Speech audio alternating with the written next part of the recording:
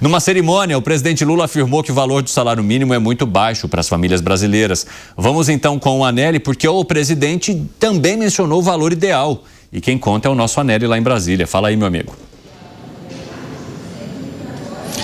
Oi, Evandro, muito boa tarde a você e a todos aqui no 3 em 1 da Jovem Pan. O presidente Lula fez essas declarações em alusão aos 90 anos de criação do salário mínimo. Isso aconteceu em 1936, ainda na era Getúlio Vargas, quando então, na ocasião, no entendimento do governo, havia um baixo salário generalizado entre os trabalhadores e também condições precárias de trabalho. Por conta disso, então, houve a criação do salário mínimo. De lá para cá, houve flutuação em relação ao aumento ou à perda do poder aquisitivo para quem é assalariado mínimo, e o presidente Lula então fez essas observações de que o valor atual de R$ 1.621, já com o reajuste de 6,7% em relação a 2025, ainda não é suficiente. Essas declarações foram dadas mais cedo em um evento lá no Rio de Janeiro, onde o presidente da República cumpre agenda nessa sexta-feira. Porque o valor do salário mínimo é muito baixo. Criou a possibilidade de se estabelecer, um salário que garantisse aos trabalhadores os direitos elementares que todos nós temos direito. A gente morar, a gente comer, a gente estudar e a gente ter o direito de ir e vir. E desde que foi criado, o salário mínimo não preenche esses requisitos da intenção da lei. Nessa mesma cerimônia, o presidente Lula também, durante o discurso, manifestou a preocupação e uma certa revolta dele sobre inteligência artificial, o risco que esse mecanismo pode representar para as eleições de 2026, e ele fez, então, críticas também ao comportamento das redes sociais, que muitas vezes acaba ali provocando, então, um ambiente de maior animosidade, principalmente quando o assunto é política. O presidente fez essas declarações a respeito, então, do meio digital. Você não vê um influencer. Você sabe agora uma profissão chamada influencer. Os caras que trabalham na internet têm 3 milhões de seguidores. Eu não conheço um professor de matemática que tenha 4 milhões de seguidores. Eu não conheço um professor de geografia que tenha 4 milhões de seguidores. Eu não conheço ninguém que ensine uma coisa séria que tem 4 milhões. Mas se o cara estiver falando bobagem, pode até ter 20 milhões. O Bolsonaro tinha 30 milhões. Lembrando que o presidente Lula cumpre a agenda no Rio de Janeiro nessa sexta-feira. Mais cedo ele já teve um encontro também com Ursula von der Leyen, ela que é presidente da Comissão Europeia, num certo afago dos europeus ao presidente Lula, que ficou de certa forma decepcionado, frustrado, porque o acordo entre a União Europeia e o Mercosul não vai ser assinado durante a ocupação do Brasil da presidência rotativa do Mercosul. O presidente Lula queria que isso acontecesse, não houve nenhum tipo de entendimento entre os países europeus para que a assinatura chegasse a tempo, e agora ela ocorre no dia de amanhã, então, dia 17, e vai acontecer justamente em Assunção, na capital do Paraguai, inclusive com a presença de outros presidentes, a exemplo de Yamandu Orsi, o presidente do Uruguai, e também possivelmente o presidente da Argentina, Javier Milei. Sem a presença do presidente Lula, o Brasil será representado pelo ministro das Relações Exteriores, Mauro Vieira. Evandro. Muito obrigado pelas informações, André Anelli. Um abraço para você.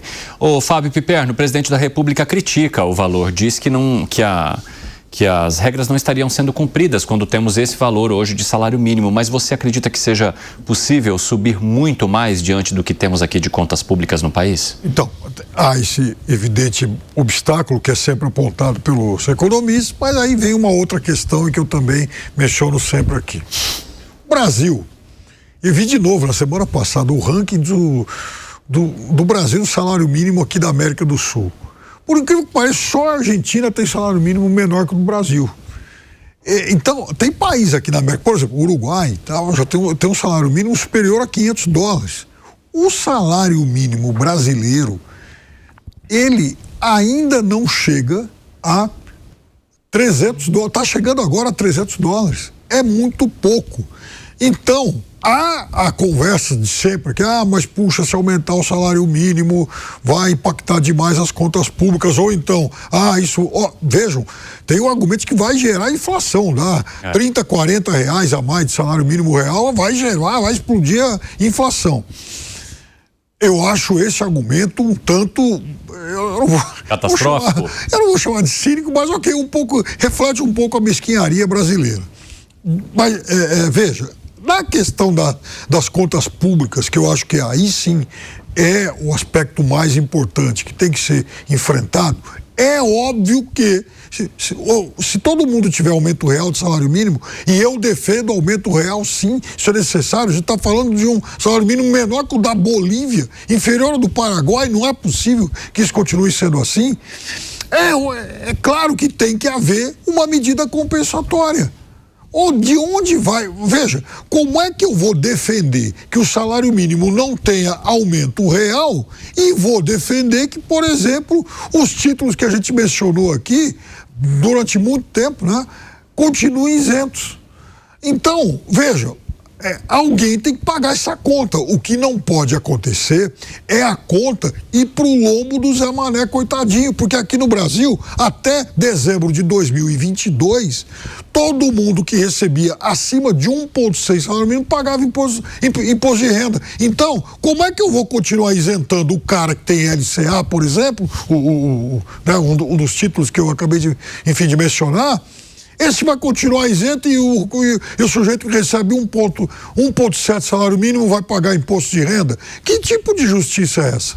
Alangani, a gente volta aí ao que o Fábio Piperno chama de pacto das elites. Então, os poderosos se mantêm com isenções ao mesmo tempo em que há, digamos, uma punição às pessoas que têm uma renda menor, quando não se consegue, por conta de contas públicas desorganizadas, levar ao aumento. E mais do que isso, né? Na visão também do presidente da República, muitas vezes falta ao próprio setor privado e etc. olhar de maneira mais carinhosa para esse trabalhador. Até o presidente da República faz. Tem gente que dá gorjeta de R$1.000 ao tomar um uísque, mas não olha com valor para o salário mínimo. Você entende que dá para fazer essa crítica, que haja de fato essa hipocrisia no país? Bom, vamos lá. O que define salário de mercado, salário médio, e aí há uma confusão, né, do que é salário mínimo e o salário praticado no mercado. Que eu estou falando mercado, a sociedade como um todo, né? Não é o salário mínimo. O que determina nível de salário não é uma canetada. Fala, olha, o salário mínimo vai ser R$1.600, R$1.700. Não é isso. O que vai determinar o nível de salário numa sociedade vai ser justamente a oferta de mão de obra, a demanda da mão de obra por parte das empresas e um nível de produtividade. Por que os salários na Suíça são muito elevados? Porque a produtividade da mão de obra é muito elevada. O mesmo vale para os Estados Unidos. É por essa razão que o salário médio nessas sociedades é muito maior do que no Brasil. Então, o salário mínimo é uma invenção da política, não é uma invenção de economistas, né? Pelo contrário, se você pegar lá a teoria econômica, mostra que se você coloca salário mínimo, você até gera desemprego. Por quê, Evandro? Porque você tem pessoas cuja produtividade é muito baixa, estariam dispostas a receber menos do que um salário mínimo. Então, sou a favor de uma flexibilização total do mercado de trabalho. Deixa as forças de mercado definirem, né, o nível de salário na sociedade. Claro que pessoas mais produtivas vai ter uma demanda por parte das empresas maior por essa mão de obra e os salários naturalmente vão subir. Muito bem. Isso posto, o aumento artificial na canetada do salário mínimo, você tem um impacto sim nas contas públicas. Então, isso piora várias contas do funcionalismo público, da Previdência. E não dá para falar de um ajuste fiscal apenas pelo lado do subsídio, do qual eu concordo com o Piperno, porque também há uma conta muito grande de subsídios. Mas só isso não vai ser suficiente. Então a gente tem que atacar, sim, os privilégios, os subsídios, mas também a gente tem que revisar esta fórmula de aumento real do salário mínimo. E também acabar com as vinculações de gastos, principalmente com saúde e educação, com as receitas da União. Por quê, Evandro? Sobe a receita da União, sobe automaticamente em 15% o gasto com saúde e 18% de educação, porque representa 18% do gasto da Receita da União. Então, esses gatilhos, essa indexação, ela é muito prejudicial para as contas públicas. Agora, só tem um jeito. Ninguém gosta de ajuste fiscal. Por quê? Você fala, opa, o meu salário mínimo, não.